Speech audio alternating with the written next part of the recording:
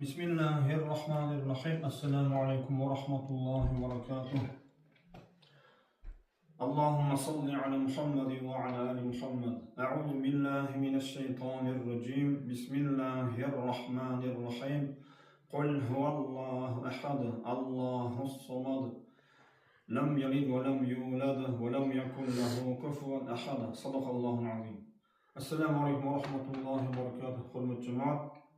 Al-Hafiz Abul-Musa Al-Madani Sahal ibn Sa'ad'in 7 hadiste бұлай дейді: бір күні пайғамбарымыз Мұхаммад Мұстафа саллаллаху алейхи ва салламға бір кісі өзінің кедейлігі жайында, өзінің өмірінің қиындығы жайында шағымданып келеді.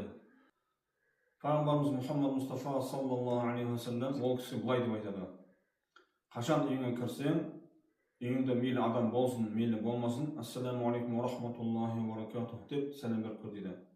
Кіргеннен кейін маған салауат айтып сәлем жолда дейді. Одан кейін Ихлас сүресіне, яғни Құл хуаллаху ахад сүресіне бір рет оқы дейді. Ол кісі осы амалды істейді. Сөйтіп Аллах Тағала ол кісіге, ол кісінің рызық несібесіне береке беріп, рызық несібесі молаяды.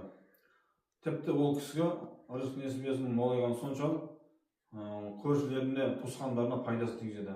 Міне құрметті жамағат, осы айтылған уаз насихатымызға баршамызға амал қылу нәсіп етсін.